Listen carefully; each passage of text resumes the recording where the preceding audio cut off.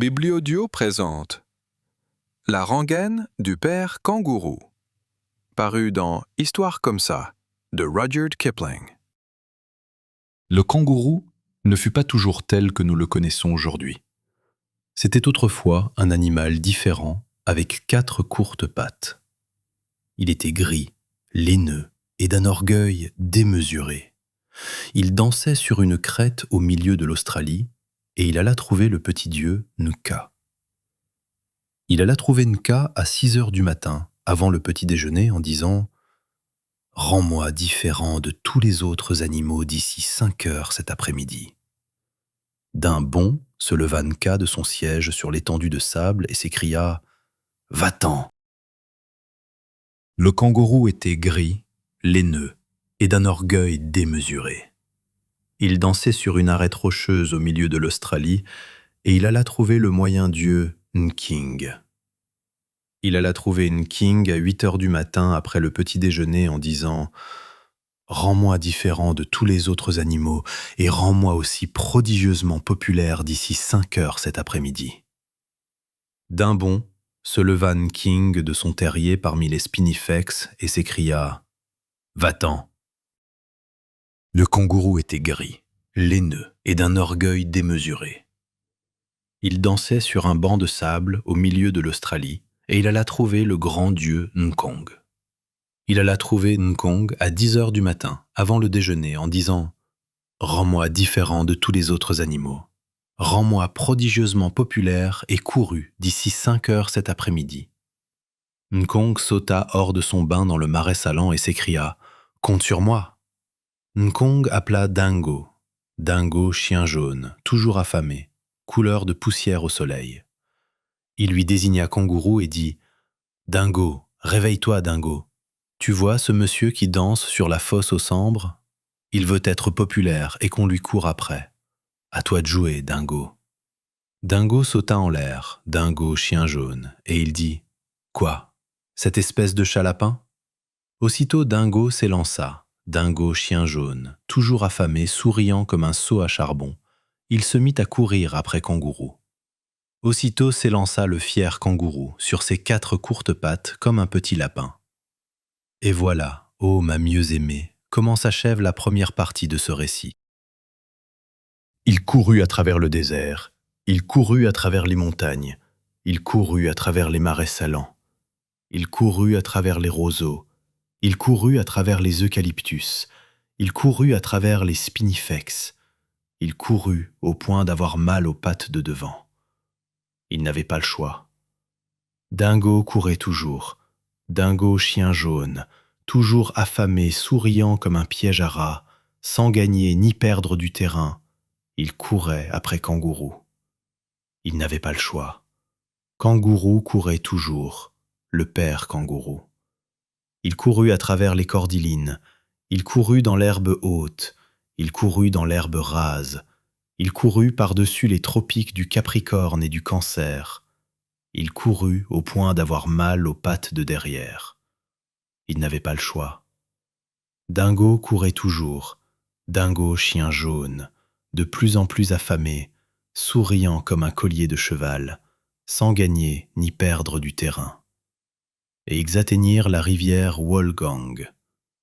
Mais il n'y avait pas de pont, et il n'y avait pas de bac, et Kangourou ne savait pas comment traverser. Alors il se dressa sur ses pattes de derrière et sauta. Il n'avait pas le choix. Il sauta à travers les hautes herbes de la savane. Il sauta à travers les cailloux du plateau. Il sauta à travers les déserts au milieu de l'Australie. Il sauta comme un kangourou. D'abord il sauta 1 mètre, puis il sauta 3 mètres, puis il sauta 5 mètres. Ses pattes devenaient de plus en plus puissantes, ses pattes s'allongeaient. Il n'avait pas le temps de se reposer ni de boire, et pourtant il en avait terriblement envie. Dingo courait toujours, Dingo chien jaune, très étonné, très affamé, et se demandant ce qui diable pouvait faire ainsi sauter le père Kangourou. Car il sautait comme un criquet, comme un pois dans une poêle ou comme une balle neuve sur le sol d'une chambre d'enfant. Il n'avait pas le choix.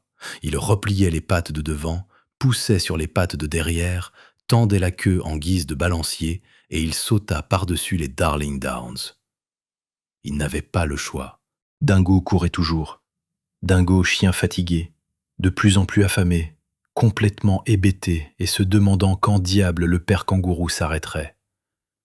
Puis vint Nkong, sortant de son bain dans les marais salants, et il dit « Il est 5 heures ». Dingo s'assit.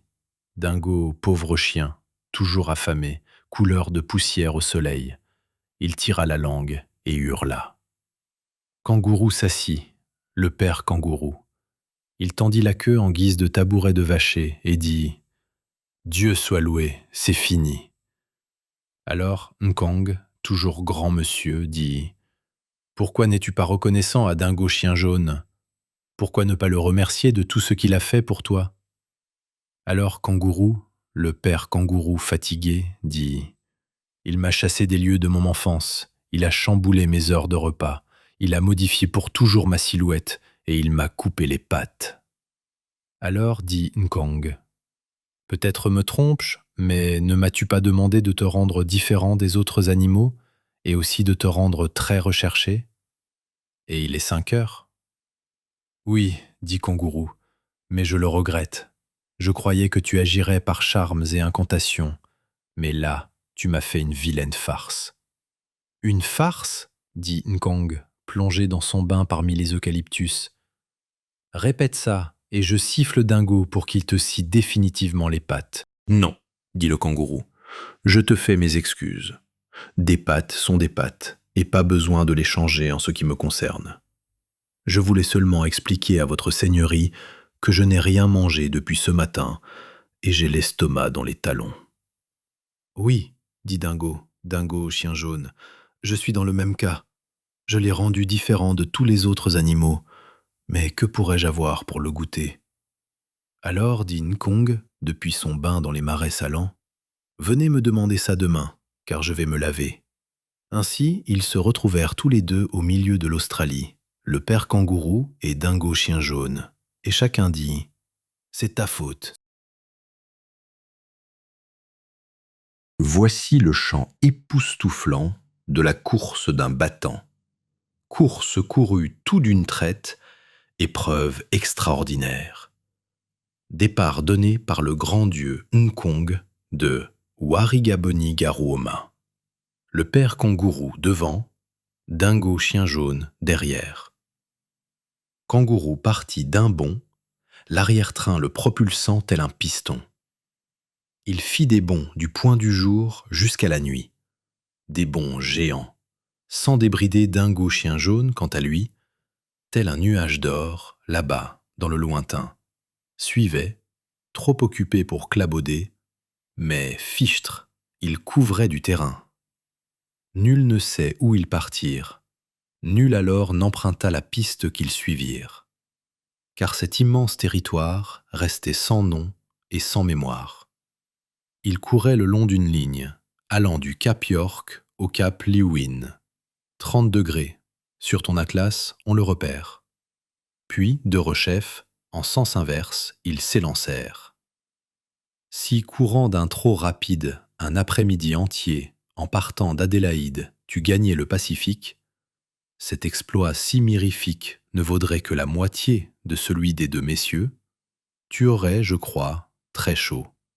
Mais tes mollets et tes cuisses, après un tel exercice, deviendraient si vigoureux que tu paraîtrais bientôt, oui, un enfant merveilleux.